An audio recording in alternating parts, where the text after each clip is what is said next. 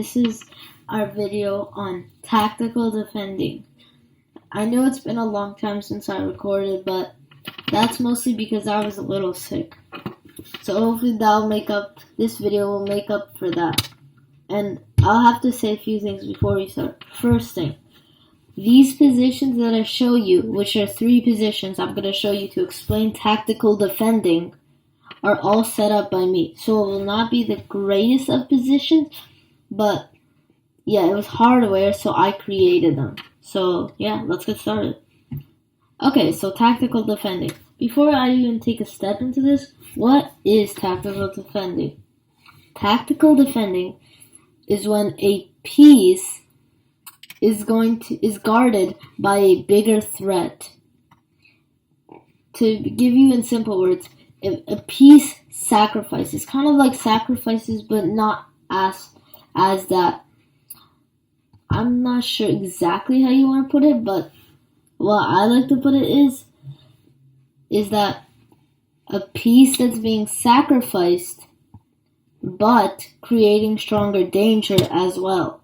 So a piece that's being sacrificed and creating stronger danger, or a piece that's being traded but disabling other pieces to take the piece that you have just taken. So I know it's super confusing at the beginning, but you'll get it by the end of the video. So this is our first position. As you can see, this position is pretty bizarre, and this will not be happening in your real games, trust me. So white has just played knight b3. And of course there's a lot of winning options here, but this one is pretty spicy. So the move that's probably tied for best is definitely going to be bishop takes b3. Bishop takes b3 is an okay move, but this move kind of gives you the base understanding of tactical defending. You'd be like, hey, how's that so good? It's just a piece taking a piece worth 3 points. A bishop is 3 points, a knight's 3 points. And then the pawn recaptures, you're like, nothing's that bad. But if you actually are experienced at the game, you will understand that this is a horrific blunder because of the move knight to d3, forking the king and the queen. And I'll actually have some videos on kings and queen forks later coming in my channel. So now that white has made a terrible mistake and got forked on the king and the queen, how can white avoid this? Well, they really can't unless they don't play the move knight to b3, since this move is letting the bishop take, and we've already looked at this will lead to a triple fork. I haven't even told you about the rook is also getting killed, but you probably want to take the queen because of the point value. Point values are something important in tactical defending because you want to make sure that you're gaining more than you lose. So right now, sorry for that. That was a mistake I did before. So the bishop takes, the pawn takes, you fork. Good times. And if they don't take and just try disconnecting, that will not work at all because you could just take that piece, defending, and if they take back, you get in, and this is fair game to be done. So that's why you have to be really careful once you start making these moves that you're not just like making the moves for random. You actually have to think, you have to analyze that after takes, look for checks, and that check will be devastating since that pawn was actually protecting that. And that's a concept called continuity, which we'll also learn later. So this is the first position, not that great of a position, but the next two will definitely get your mind in the right shape. So let's go. So this is the second position. This is more of an endgame tactic, but well, we'll do it anyway since there will also be a lot of tactical defending in the endgame. So right now, you are having a rook for a bishop. And that rook is straight up just hanging. Like, there's nothing about it. That rook is hanging. But there's a problem for white. Once you take that rook, It has to be taken back with one piece only, the queen. And might I also say that king is in the corner stranded with a knight and a queen staring right at its face. Right there, gonna bulldoze. And that move would actually be checkmate if you don't know. That pawn over there is a very weak pawn, which is only guarded by one piece, the queen. So, we're going to use another thing called continuity, aka tactical defending.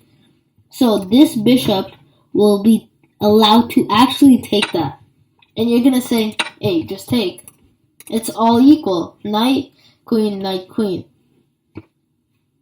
Not so, because in the next move, mate in one is done.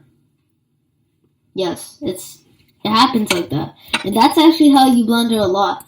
So right now that bishop is invincible. You cannot take it. And well, if you try a move like here, it'll just go back. Well, you don't want to go back there because you just get forward, but it'll just go back like here. And that's it. That's just a one free rook. Up a piece, you'll be able to convert this game. So, you have to make sure that you don't make moves. This is a problem with tactical defending though. You have to make sure that you calculate every single bit of variation, since any variation could just chop your position down. So this move I specifically picked because it was meant to trick the mind into thinking that this is an equal position. Knight, queen, knight, queen. However, you saw that that's threatening the mate. And there's a trend in every single one of these tactical defending patterns. And the trend is, in tactical defending, the game usually ends in a capture or a check. I like to call the CCs. The CCs are captures and checks, and that's mostly how most of the games end. And in this case, it was a capture. And if you get super lucky, and they take, you can bait them into taking and then deliver the final blow. This is a concept called sacrificing, which we'll learn in the later videos. Okay, now you got this position out of the way. Let's move on to the third position. This is the third position. This position, it's way more complicated. This one, I'll give you a hint, it's a checkmate tactical defense.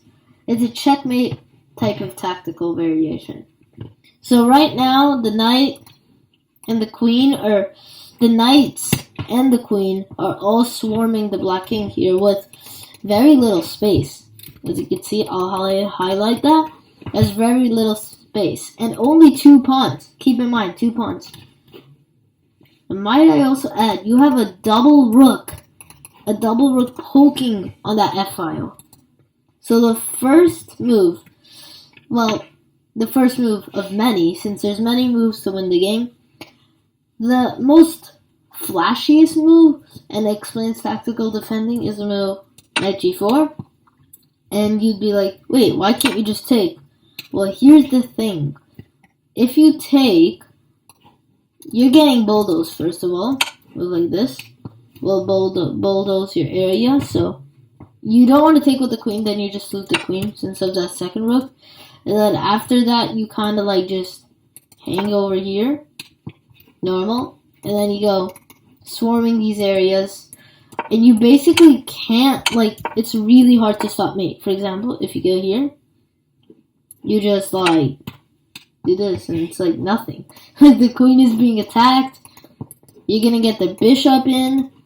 It's bad news. Well, for some people, I have to add this. For some people, it's hard to win this position. And trust me, I actually will also agree that it's pretty hard. But sometimes it's just how it is, and you just have to find that super amazing move, which in this case was knight g4. And if they take, there's another variation with a check, and then you go here, and then you kind of deadlock this area. You don't want to trade both rooks, you kind of want to like just give checks here, and this check is basically unstoppable. This queen is also hanging, so the queen will have to move, and that will be extremely dangerous. Wait. Oh, sorry. It won't be like that. You actually have to take with the bishop. Okay. And then you take this. Sorry. And see, as you can see, that I will also make mistakes.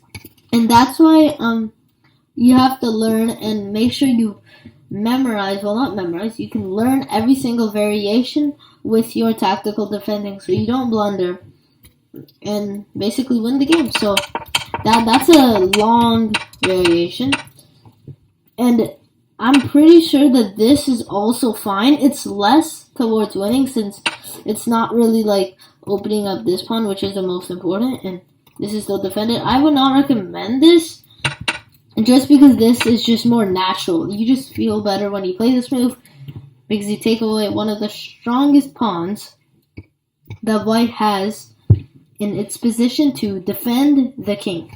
And actually, I have made a video last video. I actually talked about protecting the king, or the video before that, I talked about protecting the king. And that will help you to actually visualize and know what pieces you want to sacrifice or tactically defend. It's more like tactical attacking, but this subject is mostly called tactical defending, since you're defending the knight by creating stronger threats. So that's kind of a normal way to learn it. And I think that's the end for this video. Hopefully you guys liked my video. And this was really fun setting up the position. It was definitely really hard, but I did it, and hopefully you guys have a great time. Goodbye.